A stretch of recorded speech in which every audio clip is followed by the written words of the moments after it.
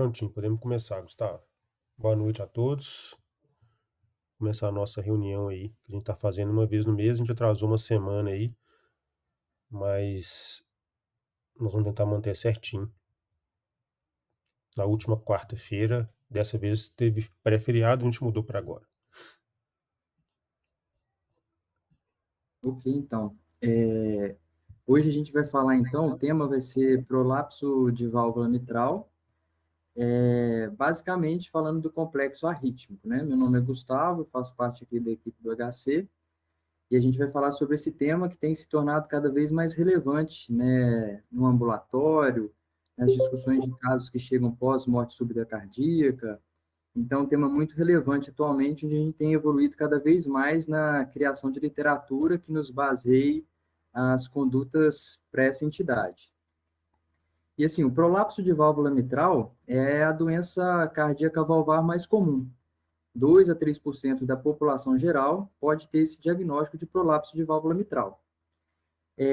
A evolução benigna, quando não tem a presença de regurgitação valvar, é o que normalmente acontece. O risco de morte súbita cardíaca no prolapso de válvula mitral é menor que 1%.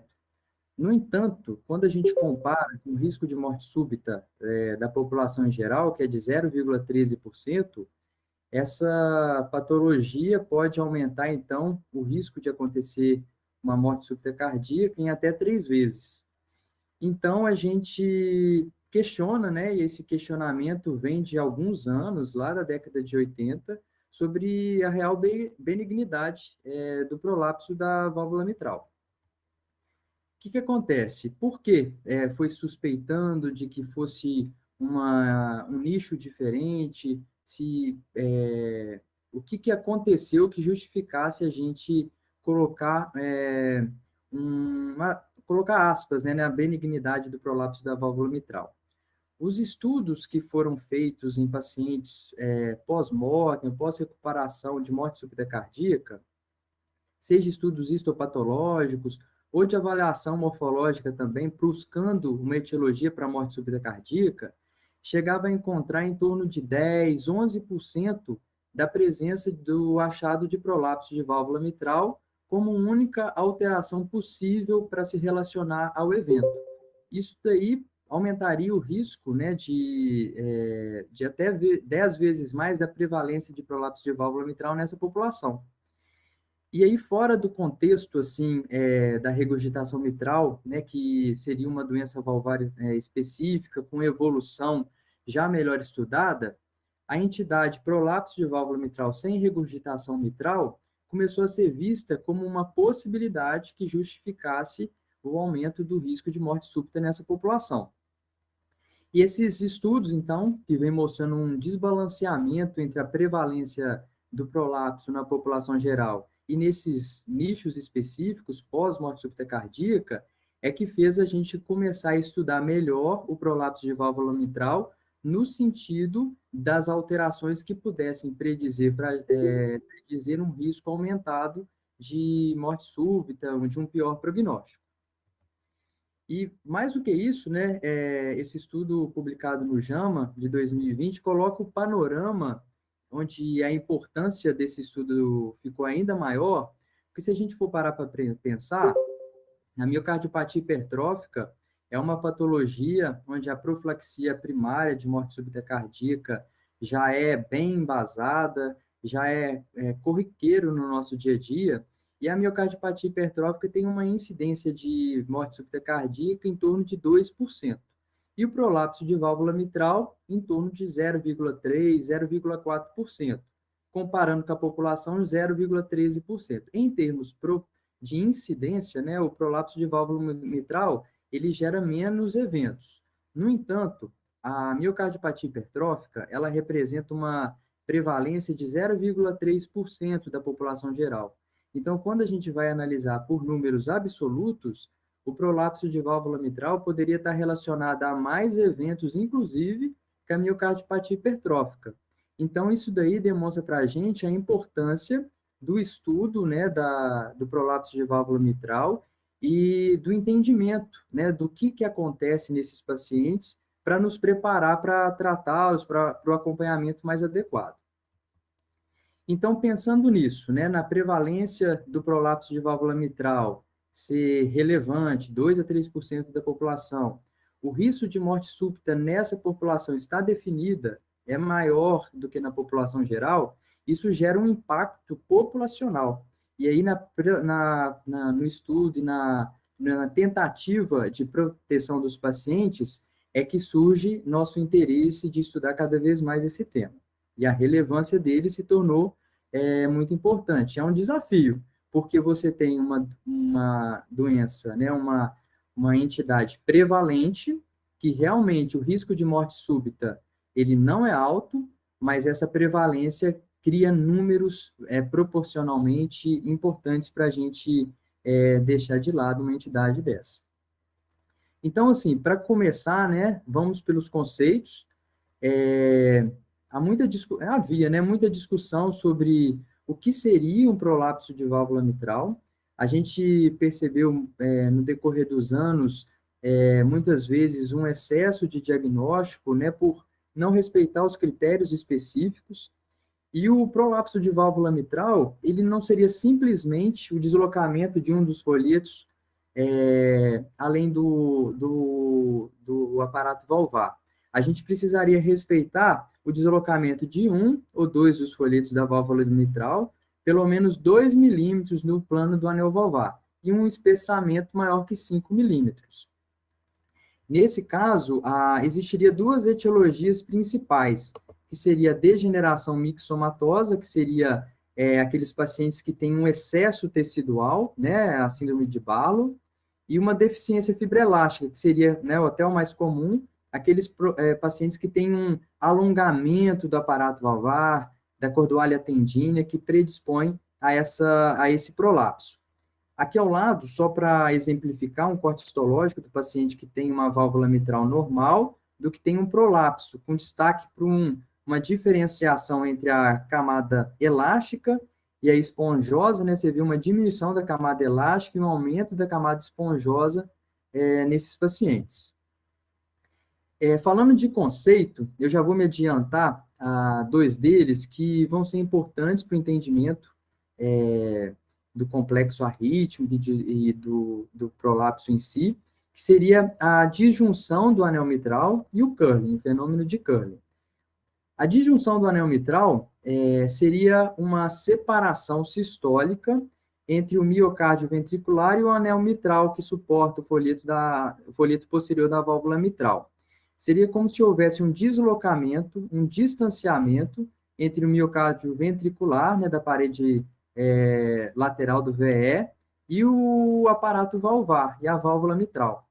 Esse distanciamento, ele acontece ali na região posterior e é protegido na região anterior, porque ali na região anterior fica a junção mitro-aórtica fibrótica. Então, esse achado é tipicamente, né, da região posterior.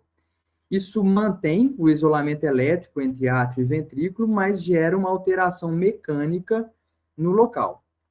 E assim, a disjunção do anel mitral, ela se tornou importante porque primeiramente, 6% da população tem disjunção do anel mitral.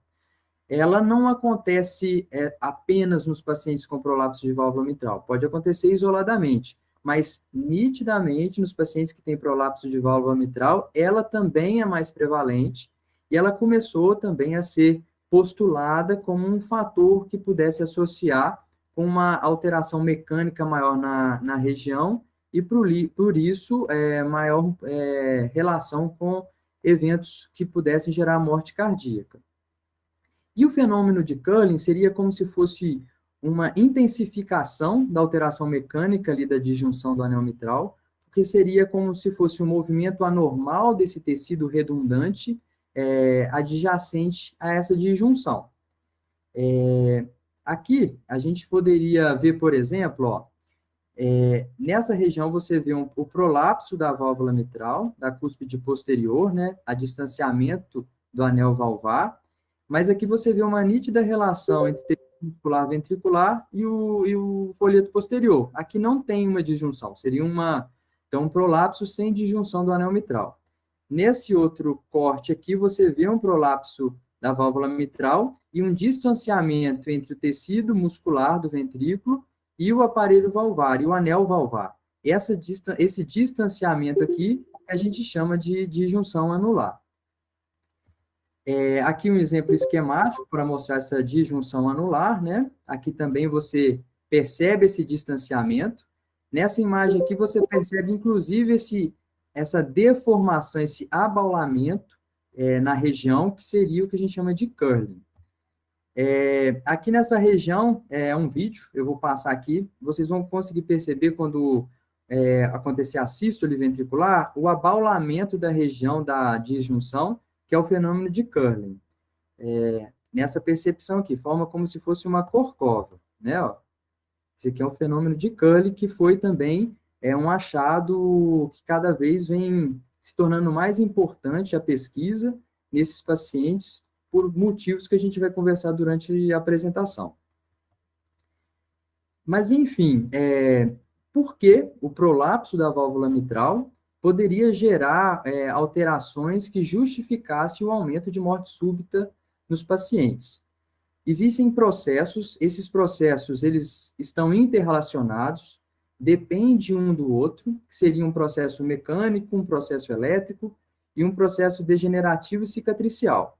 Na verdade, com o progredir dos estudos, a gente vai entendendo que, primordialmente, existe um processo mecânico, uma alteração mecânica no local, que vai gerando as outras alterações, mas que também tem um papel fundamental no aumento do risco do paciente de ter eventos arrítmicos, de ter morte súbita. O processo mecânico, a gente conseguiria explicar pelo feedback eletromecânico.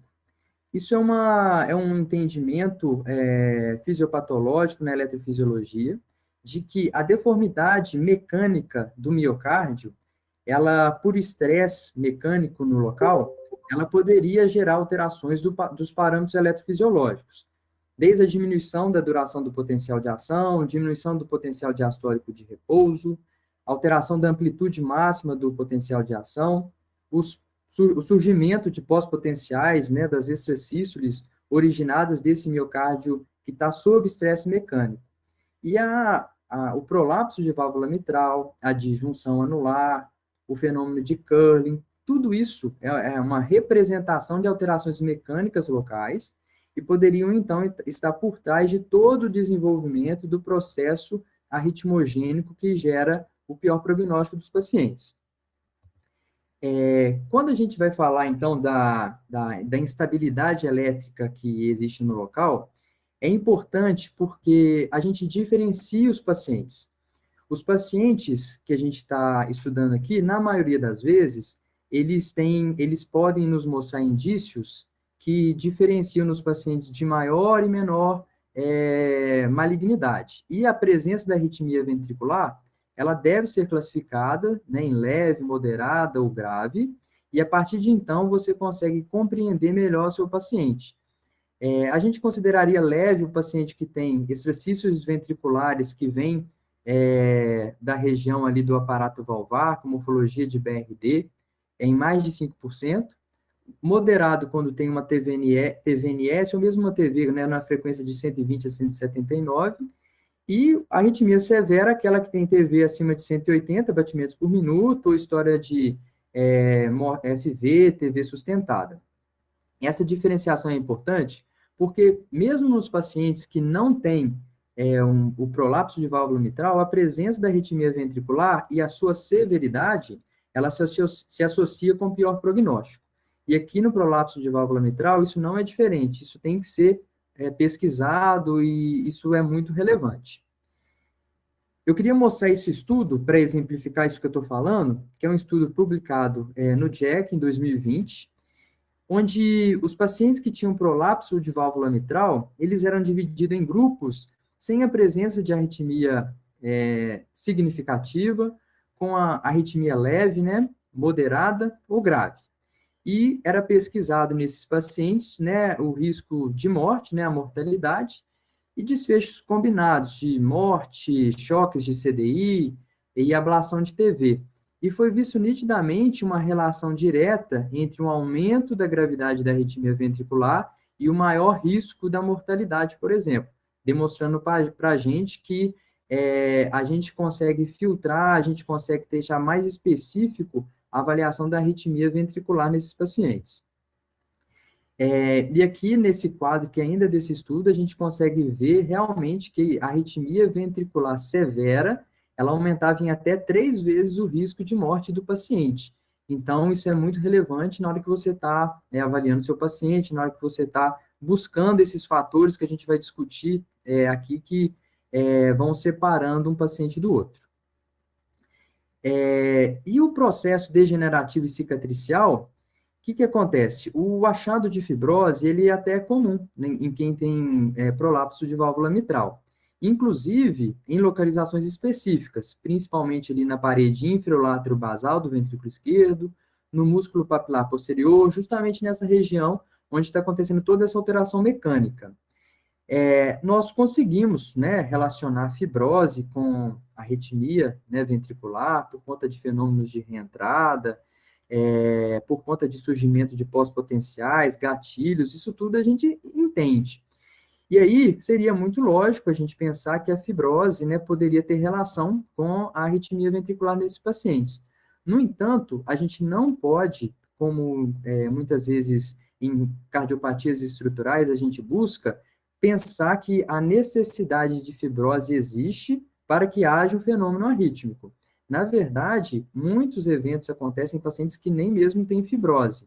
E essa fibrose, ela poderia simplesmente representar já um estágio mais avançado da doença, ou seja, todas aquelas alterações mecânicas já estão presentes, elas acabam pelo estresse mecânico ali, gerando inclusive essa alteração estrutural, mas isso seria talvez um processo já mais tardio, mas não é relevante, claro.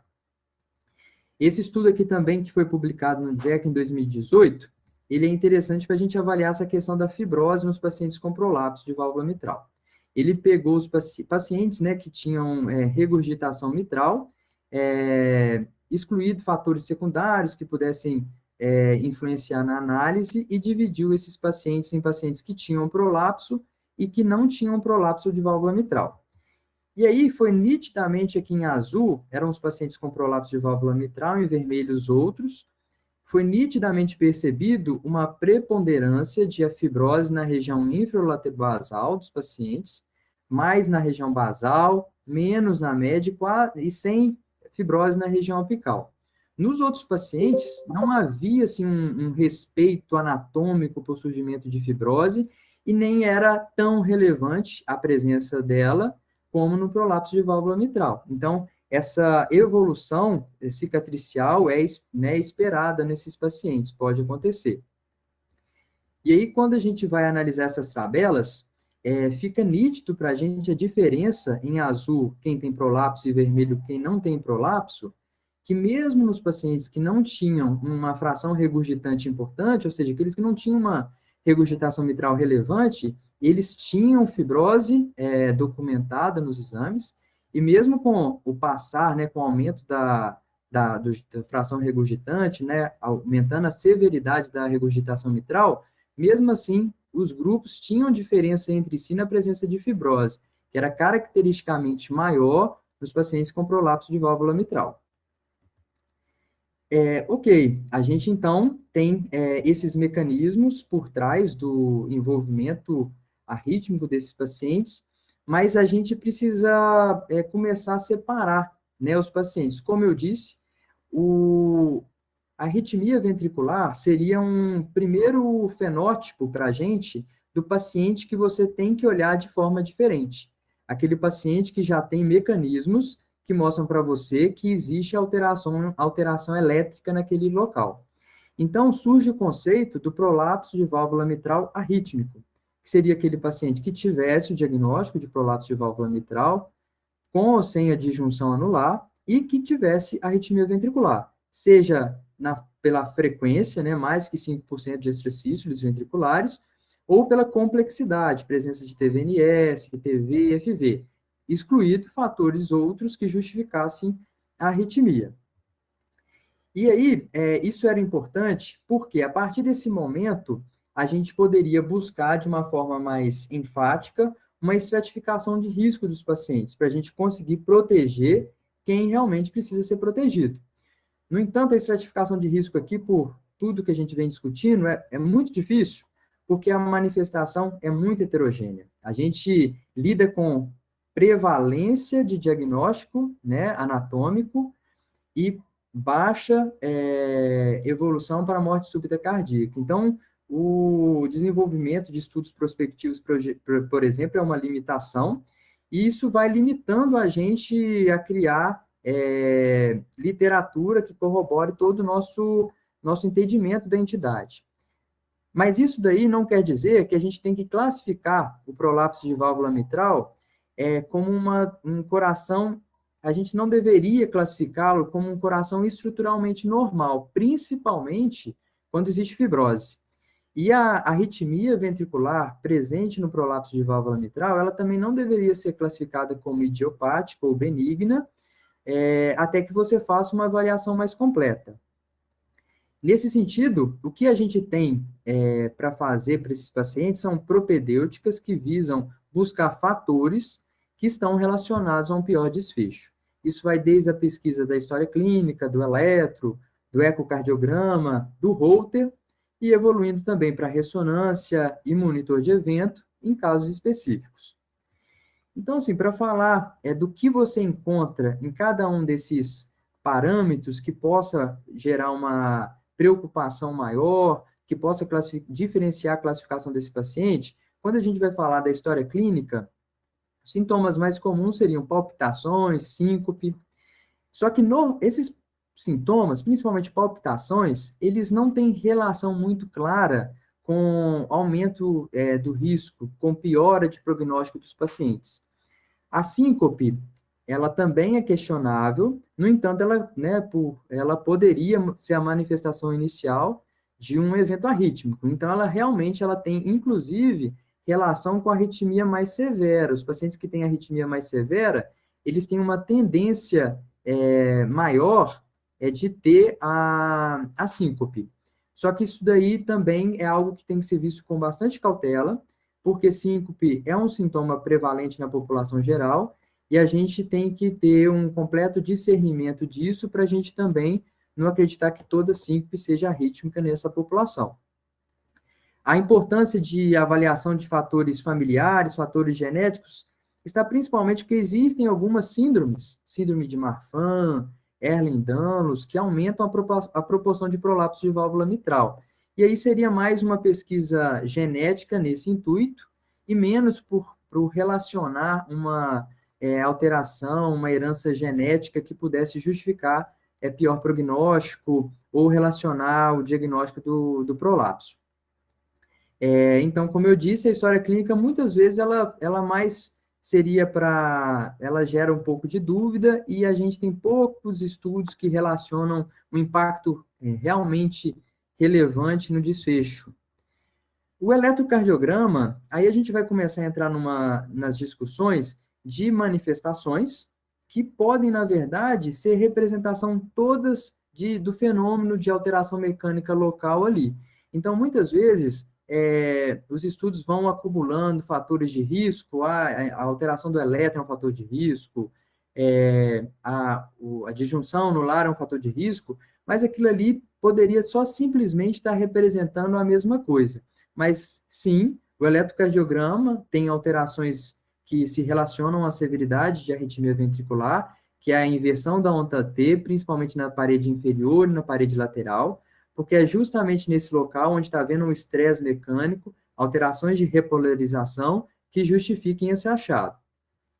A morfologia da extracístole também é muito importante, porque a gente tem que entender o seguinte, a morfologia da extracístole ventricular no prolapso, a que a gente vai valorizar mais é a morfologia que vem da região lateral do ventrículo esquerdo, do músculo papilar posterior.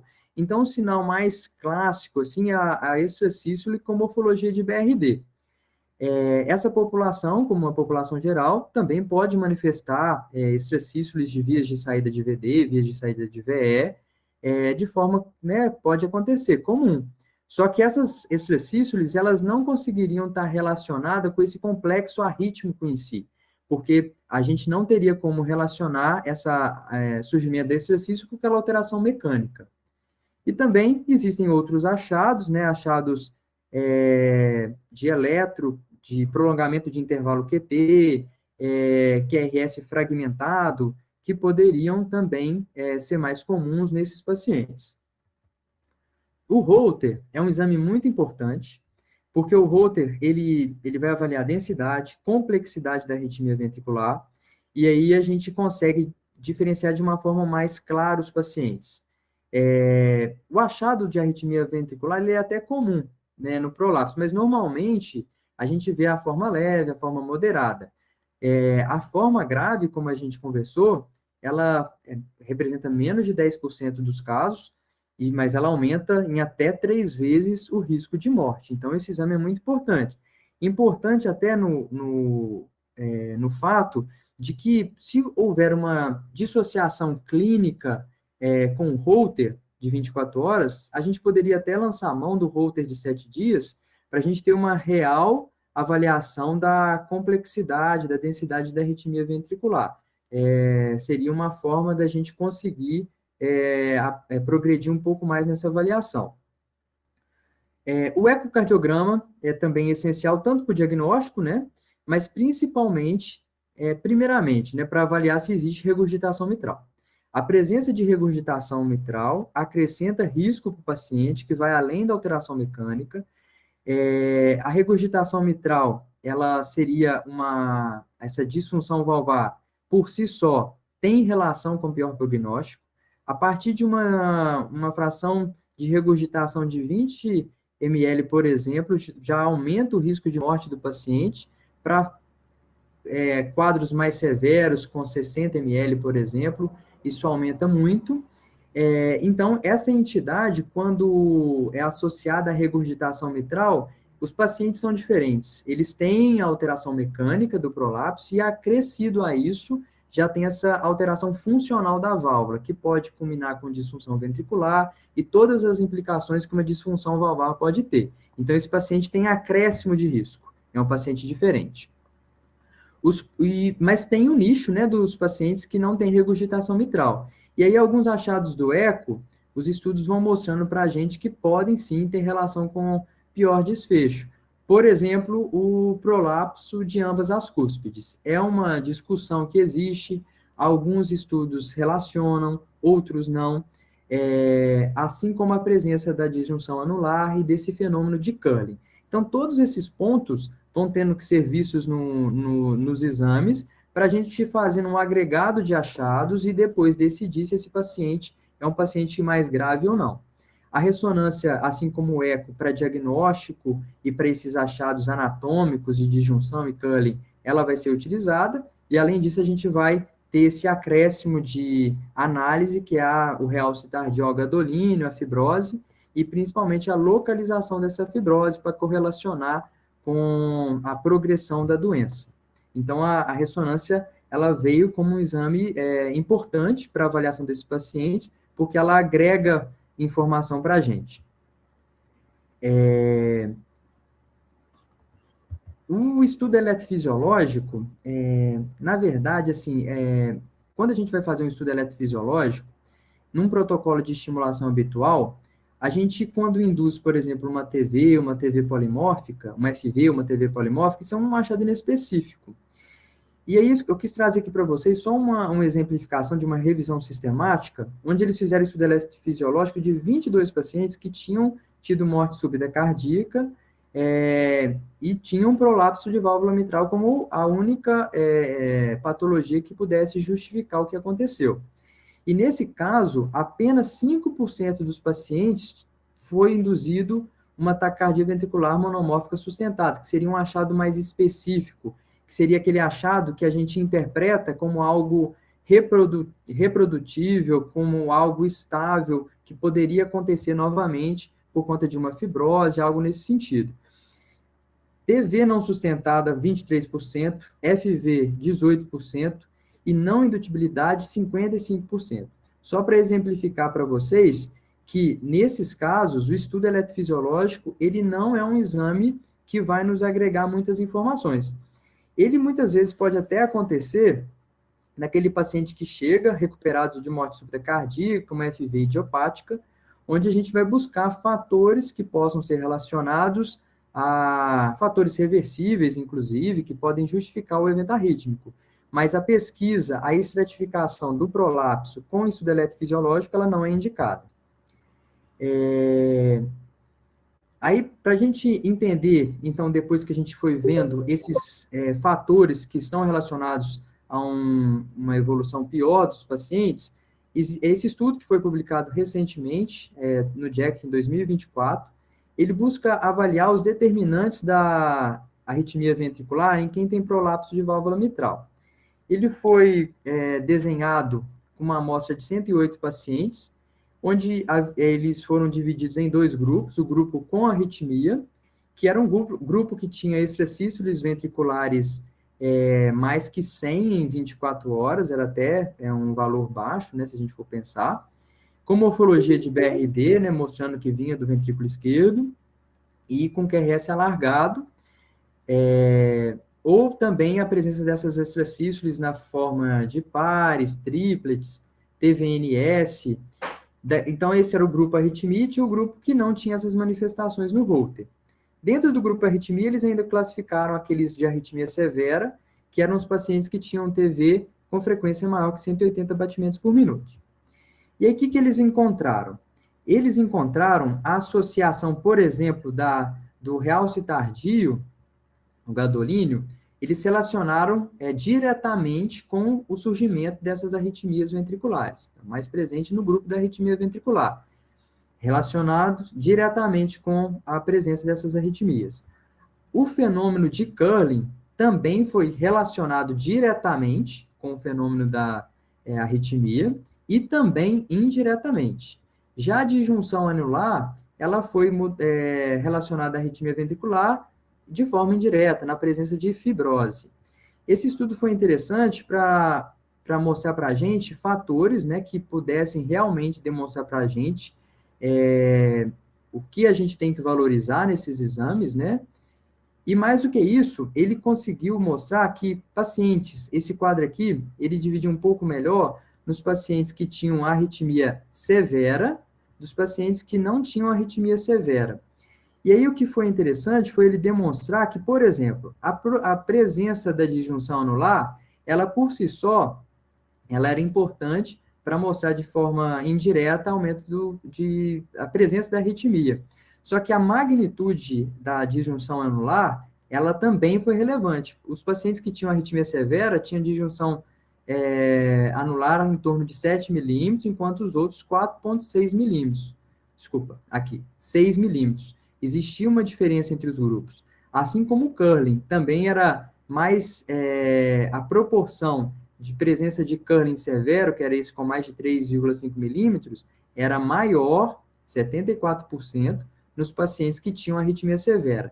Então, ele serve como um recado para a gente que os achados dessas alterações são importantes, e mais do que isso, a avaliação, a classificação desses achados refina também a nossa interpretação, né? A gente tem que ir buscando esses fatores que vão selecionando cada vez mais os pacientes.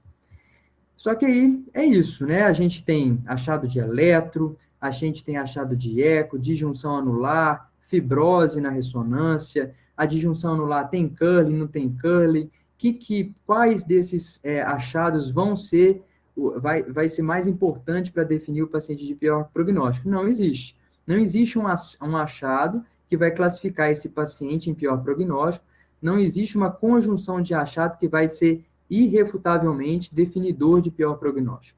Existe, sim, uma interpretação, uma agregação, um agregado desses achados que vai nos permitir, provavelmente, chegar no paciente mais grave.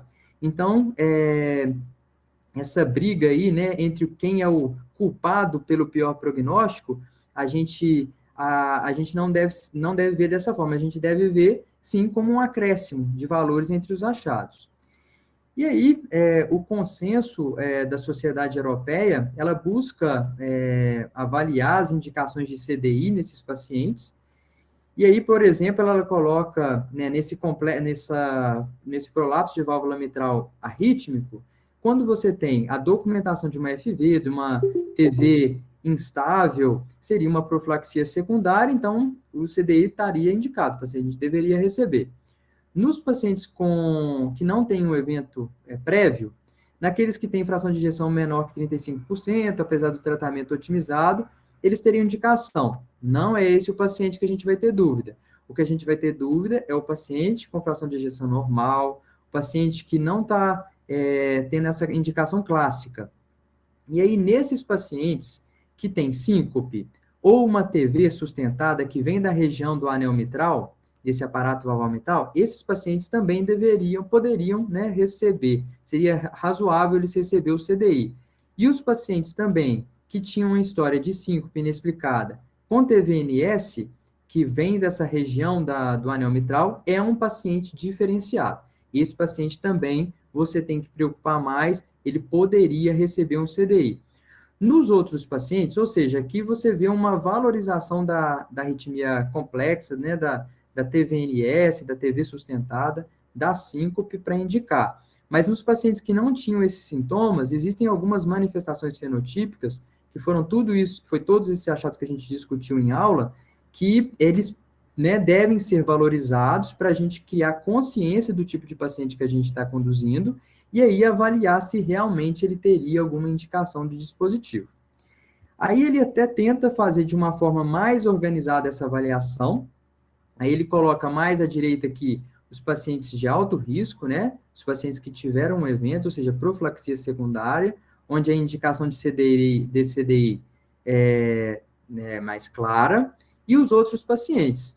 Nos outros pacientes, ele dividiria o paciente que tem síncope pré-síncope como um paciente pior. Esses pacientes, assim como os que têm palpitação ou que são assintomáticos, eles mereceriam uma avaliação com Holter como exame de estratificação. E aí, a presença da TV nesses pacientes vai fazer o divisor de águas. Naqueles que têm TV de alto risco, que foram que a gente falou, frequência maior que 180, eles poderiam ir para o CDI. Claro que se tivesse uma disfunção da válvula mitral severa, eles iriam para o CDI com um reparo, né, da válvula mitral. Então, esses pacientes seriam diferentes, né? Os que tinham TV de alto risco.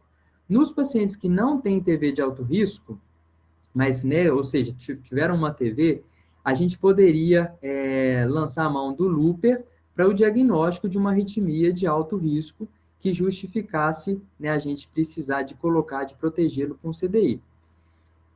Os pacientes, então, sem síncope, sem TV, a gente ficou ainda na dúvida. Nesse caso, eles classificariam os pacientes de acordo com esses fatores que a gente discutiu, alteração do eletro, né, inversão de onda T, extracístoles ventriculares, disjunção anular, prolapso das cúspides, aumento do átrio esquerdo, fração de ejeção diminuída, a fibrose. E aí, o acúmulo desses fatores, ou seja, quando houvesse múltiplos fatores, a gente poderia indicar um implante do monitor de eventos para a gente conseguir né, avaliar se esse paciente faz uma arritmia de alto risco que indicaria o CDI. Nos pacientes que têm poucos ou não têm esses fatores, o acompanhamento com avaliação periódica seria o recomendado, mas então esses pacientes seriam aqueles pacientes que a gente estaria mais tranquilo do curso normal do prolapso de válvula mitral, que de uma forma geral tende a não estar relacionado, tende a ser benigno, né? Mas assim, aqui tentou, eu acho que a mensagem é a busca da arritmia de alto risco para indicação de CDI, na ausência dessa arritmia de alto risco, mas na presença desses fatores de pior prognóstico acumulados, o monitor de eventos poderia nos ajudar, porque aí a gente poderia indicar o CDI nos pacientes que tivessem arritmia de alto risco. E aí, assim, para concluir, a gente tem que, né, entender que a evolução desfavorável do prolapso não é a regra. Isso aí acontece com uma menor quantidade de pacientes. E as alterações mecânicas, a classificação dessas alterações mecânicas através de mensuração, não basta a presença da disjunção anular, você pode refinar com o tamanho, a presença do curling com a sua gravidade, a presença da arritmia ventricular com a sua gravidade. Tudo isso vai ser importante para você classificar seu paciente e definir melhor como vai ser a conduta. O achado de fibrose, ele é comum, mas ele não é um achado sine qua non para a presença da arritmia. Então, você não deveria acreditar que a ausência de fibrose nesses pacientes é igual um fator que exclui a chance de arritmia ventricular. Isso é muito importante. Como eu disse, os fatores eles vão se misturando, é tudo uma coisa só, e muitas vezes essa fibrose é só um processo tardio de uma alteração mecânica que já poderia gerar alterações eletrofisiológicas e arritmia ventricular. Essa avaliação inicial é importante, que você cria o panorama inicial do seu paciente, mas as reclassificações também são relevantes, porque é algo progressivo que pode evoluir de forma pior com o tempo. E existem algumas perspectivas, né? A gente vem falando, então, de uma alteração mecânica local.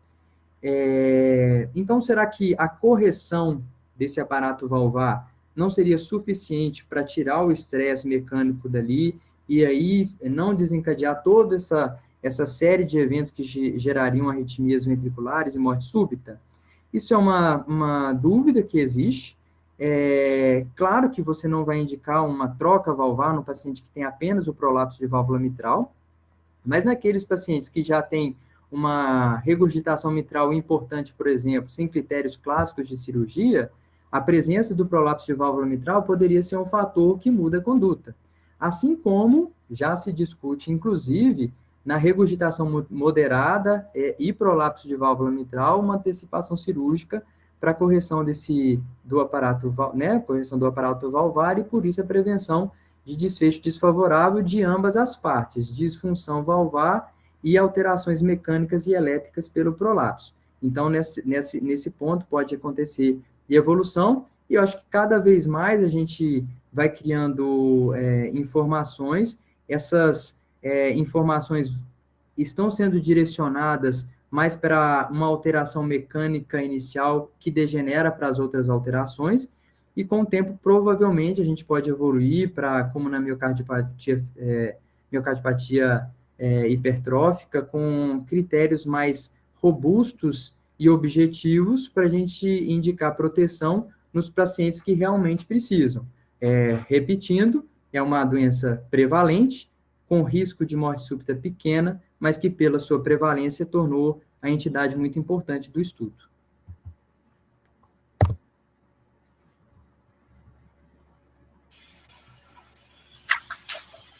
Bom demais, Gustavo. Parabéns, ficou ótimo. Excelente a aula, né? Muito boa mesmo. Parabéns. Muito bom, porque é um tema muito difícil, né? Você deu uma resumida boa aí. Tem várias coisas aí que a gente não sabe, né, na verdade. Eu não sei se vocês têm, eu tenho alguns pacientes, nossa senhora. Vai dando a aula, eu vou lembrando dos meus pacientes com prolapso arritmogênico. E aí é difícil, né, que a gente sabe pouco o que fazer com esse pessoal, né. Eu tenho uma paciente que é jovem, tem 20 anos, atleta de vôlei, assim, tinha 400 TVNS.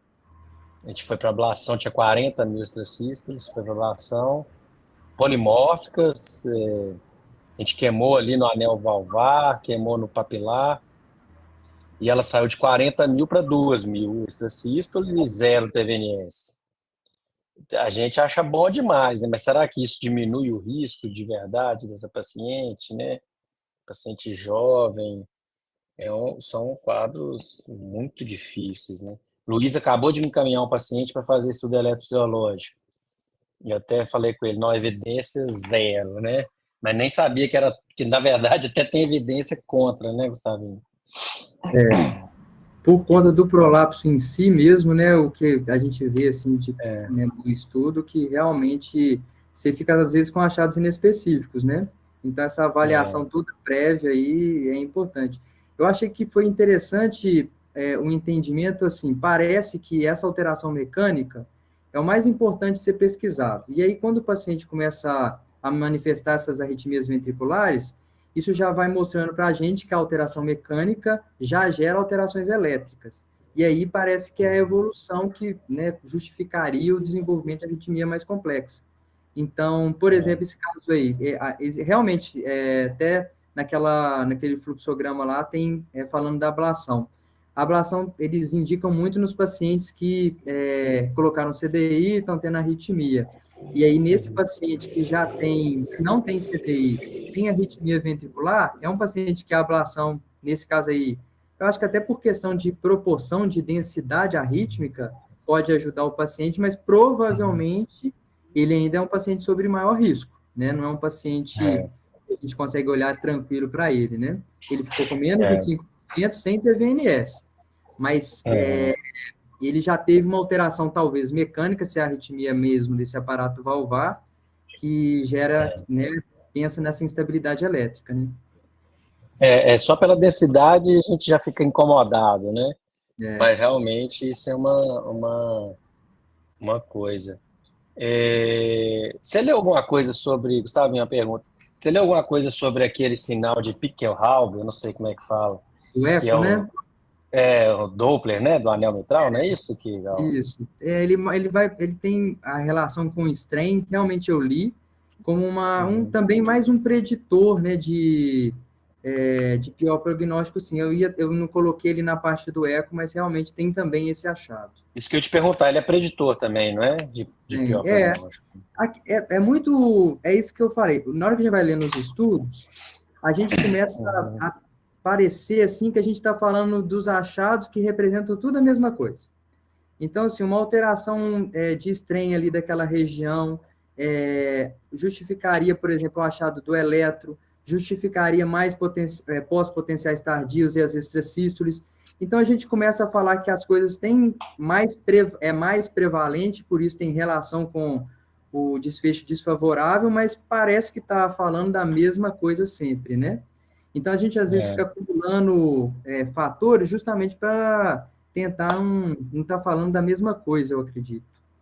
Essa alteração elétrica, o eletro, por exemplo, tem alguns estudos que, né, era realmente prevalente nos pacientes que tiveram morte súbita, mas esses pacientes teriam mais disjunção anular, culling, teriam outras coisas que falam a favor dessa alteração mecânica, e por isso que o eletro está assim. Então, às vezes, fica uma coisa sobrepondo a outra, né? E a última pergunta aqui, rapidinho, para o Gustavo, para a Ana, para o Marcão, não sei se ele tem experiência. A genética, Marquinhos, Gustavinho, você falou aí, mas nada específico de prolapso arritmogênico, né? Não. Eles até eles colocam assim, no prolapso de válvula mitral, você não tem uma indicação de pesquisa genética. No paciente esporádico, assim, no paciente sindrômico, que você pesquisaria, aquilo que eu falei, síndrome de Marfan, Ehlers-Danlos, mas por conta da síndrome, não por conta do prolapso. Eu não vou lembrar exatamente o nome do gene agora, mas eles tentam relacionar com um gene específico, eu não vou lembrar o nome agora, mas também não é algo que progrediu, no sentido, pelo menos até onde eu li, que progrediu no sentido de correlacionar com prevalência do prolapso e mesmo com um pior prognóstico, também não. Não sei se vocês já leram alguma coisa diferente. Não. Ana, tem alguma coisa? Rapidinho aqui que eu vou ter que sair rapidinho. Nunca li nada também específico sobre prolapso, a não ser as síndromes que o Gustavo falou, né? A Ehlers-Danlos e Marfan. Além disso, nunca li nada também específico, não. Beleza. Marcão, tem experiência aí com prolapso arritmogênico? Tem pouco, assim, né? Tem, acho que 2 pacientes no HC, acho que os 2... A gente colocou um recente, né, mano? Isso.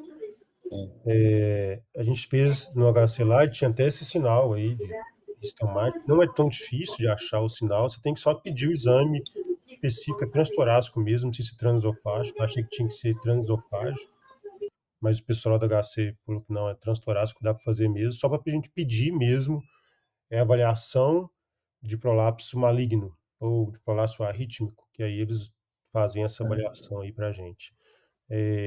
Eu vejo também muito mais procurar esses achados, disjunção, tamanho da disjunção, o curly, ter esse sinal, para a gente confirmar que deve ser culpado o prolapso, né? Do evento do paciente, do que a gente só colocar com um daqueles sinais vai ser um indicativo de alto risco e aí já indicar dispositivo, por exemplo, que é a grande questão, né? Eu acho que é mais para a gente confirmar que aquele prolapso não é só um achado ali, que talvez seja realmente culpado, não é uma arritmia idiopática ou outra coisa, né? E eu acho que a gente quer somar mesmo as características. Você pega um paciente aí que teve umas 5 que você procurou e não achou nada, então ficou inexplicável. Tem mais de 5% de estricícios, TV, aí tem um curly, tem uma disjunção, a disjunção é grande, aí a gente começa, realmente não tem jeito, implantar o CDI, né? O que eu acho legal é que a gente está realmente agora tendo esses fluxogramas na nossa cabeça, que antes era tudo muito bagunçado, né? Assim, até o diagnóstico mudou, né? Como o Gustavo colocou. Hoje, muita gente chega para a gente com o diagnóstico de prolapso, e aí não tem mais prolapso, olhando os critérios atuais, então já começa a mudar. Eu lembro de uma frase do Braunwald que ele falava que as palpitações no prolapso são muito comuns nas mulheres e que isso tem muito mais associado com ansiedade, que não era uma questão arrítmica, né? E aí hoje a gente vê que não. Assim, tem um grupo que realmente tem esse prolapso aí arrítmico e a gente tem que tentar descobrir quem que é, selecionar bem os pacientes e hoje usando aí os mais possível de critérios, né? Parece que realmente o estudo não entra tanto nesses critérios, né? Mais a questão mesmo de Holter, eletro e exame de imagem, né? Eco e ressonância. O monitor de eventos também dá para a gente... Eu achei uma estratégia que gera um desconforto, mas que eu acho que realmente vai ser bom para esse tipo de paciente. A gente não consegue uma definição muitas vezes, eu acho que vai ser importante. O estudo, eu acho que fica mais nesse caso, como você falou, como a gente já fez em alguns lá, que será que é culpado o prolapso ou tem alguma outra doença, né? Alguma outra coisa. Aí pesquisa tudo lá, protocolo todo, para a gente decidir, né? Uma particularidade aí da questão da arritmia no prolapso que a gente vê, e também até vi o Samuel Asveitan falando recentemente, que a ablação nunca zera a arritmia, né? Por mais que você queime ali, você consegue diminuir para essa paciente, diminuiu demais, a gente considera um resultado ótimo, mas fica ali um pouco de extracístole polimórfica pipocando, né? Que talvez seja essa coisa da atividade deflagrada, do tunging lá da cordoália, do estiramento do papilar, que a gente não consegue atuar aí, né? Sempre fica aquela impressão que tem uma relação com o Purkinje, que é bem reativo, bem polimórfico, assim. Exatamente. Inclusive, nas ablações, eles falam das ablações extensas, né? Onde você começa na região basal, vai descer na região média, fazendo a ablação mais extensa, porque é uma forma que você conseguiria abordar melhor a arritmia. Então, não é um mecanismo local ali, como a gente poderia ver nas outras, né? Atualmente, quando é prolapso, sim, a gente não tem, né? Não é assim, um volume tão grande que são os casos selecionados. Mas eu tento fazer uma coisa mais anatômica também, Gustavo, nem sabia que tinha essa recomendação aí, pessoal. Não, vi também, assim, né? Pega ali no anel, próximo anel ali, onde que tem a disjunção, e vai queimando por ali até no papilar, né? É um diagnóstico diferencial também, né? De papilar.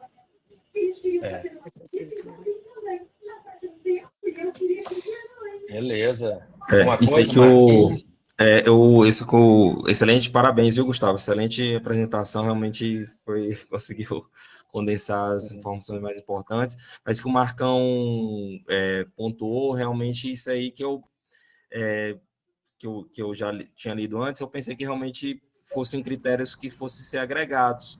Aquilo que você falou das alterações de prolapso maligno, né, do Cullen, da disjunção, e se você agregar para você indicar o dispositivo, mas não, realmente por aquele algoritmo que você botou, Gustavo, ele centraliza na arritmia. Então, acho que o divisor de águas é a TVNS ali, maior que 180, né? Que abrange basicamente 10% dessa população aí, né? Então, até eu insisto no loop recorder para tentar filtrar esse tipo de paciente. Então, aquele paciente com muitas alterações fenotípicas e extracílios frequentes, sem síncope, realmente ficar em cima, mas realmente para filtrar isso aí, para indicar o dispositivo, realmente vai ser bem em cima do muro, né? Isso aí é realmente... E é que a maioria nesses casos, que a gente vai receber ambulatorialmente, né?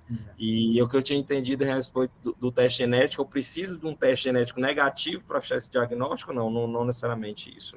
Não preciso fazer teste genético de todo mundo, ele vir negativo, não, também não, né? Não. Esse seria basicamente outra doença, um diagnóstico sindrômico mesmo, sindrômico, assim, né? Suspeita de uma síndrome. Uhum. Entendi. E Isabela, pegou algum erro de... Né? Como que é? Calculadoras, nada ainda, né? Disso aí, né? Não, tá. Estou buscando algo objetivo, né? Isabela, chegou a pegar algum prolapso arritmogênico aí nessa longa jornada de eco? Uai, boa noite, gente. Gustavo, adorei a aula. Muito legal. Complexo, mas muito interessante. Uai, André, então, 15 dias extensos aí, né? Mas não. O que eu vi, que a gente teve um caso interessante no HC, é que a gente pegou eu não sei se o Marco vai lembrar desse caso, um menino que ele tinha 15 anos e ele tinha um prolapso aórtico, que é muito raro. E esse paciente, ele tinha um diagnóstico, estava investigando, né, Marco, se era alguma doença de colagenose, alguma coisa assim, e a mitral dele não era tão afetada. Mas eu lembro que ele tinha algumas palpitações, ele chegou até a fazer um Holter, mas eu não me lembro o resultado, assim, eu até fiquei agora curiosa se o prolapso aórtico também pode levar a algum acometimento ou seria uma coisa mais da mitral. Mas que eu lembro de mais curioso foi isso mesmo, assim, não vi outros casos, não. Beleza, bom demais. Que é isso, né? Parabéns. Muito boa aula, realmente. Parabéns, Gustavão. Valeu, pessoal. Boa noite. Então, gente, fechou. Boa noite. Obrigado. Falou. Boa noite, valeu. Valeu. Um abraço, obrigado.